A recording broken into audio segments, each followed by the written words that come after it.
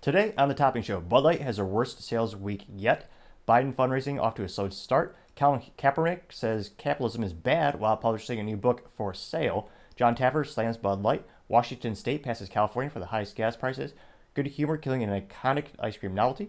Tesla wins the most American car manufacturer by Cars.com.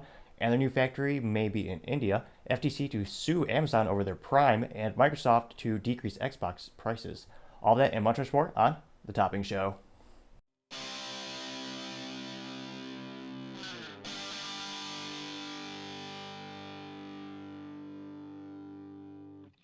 Thank you for taking the time to tune in today. Today's episode of Topping Show is sponsored by Topping Technologies. Topping Technologies is an IT value-added reseller and services company with a special proficiency in IT security. Heck, I see their founder at least twice a day. Gotta say, he's quite handsome and brilliant. He's me, that's the joke. If you're an IT leader or business owner and need a little assistance, you can reach the team at sales@toppingtechnologies.com.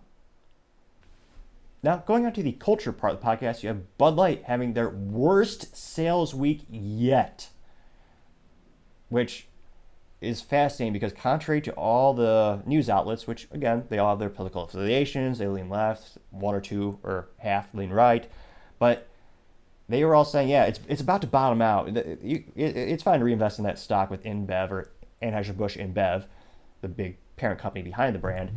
Oh yeah, they're bottoming out. All the people who stopped buying Bud Light, there's not going to be more people joining them. Wrong they were. More people are joining the boycott.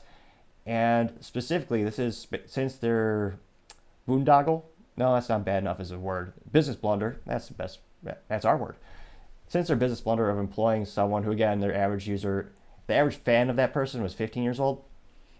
And again, you can't sell them beer.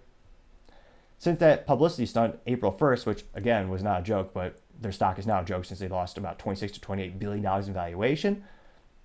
Since April 1st, this is the worst sales week. So it's down week over week sales 26.8%. Now this is for the week of sales ending June 10th. Given the production of the product and the distribution of the product, there's a little bit of a delay because you have, of course, you have the production, you have the manufacturer, producer, distributor, then you have the end user, or you actually have the bar or the store or grocery store, and then you have the end user. So there's a little bit of a delay just because there's so many steps in that process, which is why when we refer to a lot of these data points, it's usually a couple weeks behind. Now, there are other brands that are starting to decrease as well. The major brand, Budweiser, that brand is down 10% for that same week. Natty Light is down 2.3%, and Michelob Ultra is down 2.4%. So folks are starting to realize, oh yeah, Anheuser-Busch InBev, they own 51 different brands of beer. And thankfully, more people are starting to support mom and pop shops, independent breweries, and again, small businesses are the backbone of the United States economy.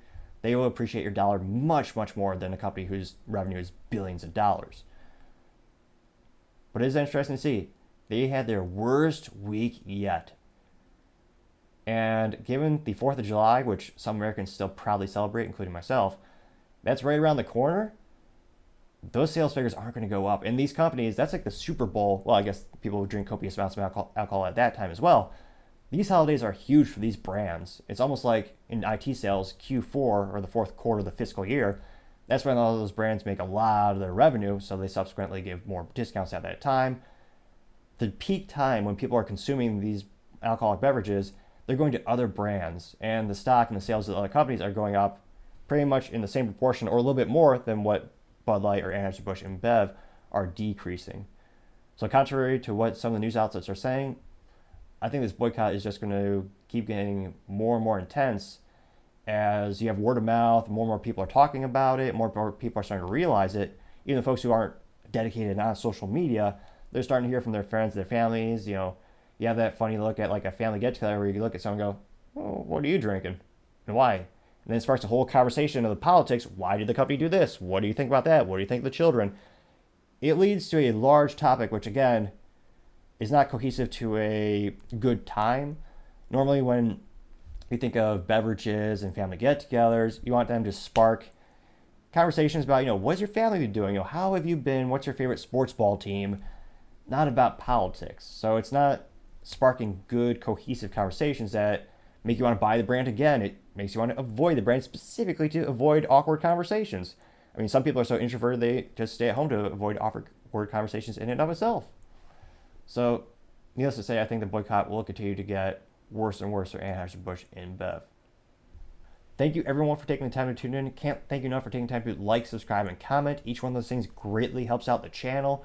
All your feedback and critique also greatly appreciated. Also, don't forget to tell your family, tell your friends, tell your coworkers, heck, tell your enemies, tell anyone and everyone. Just stay safe and fight the good fight.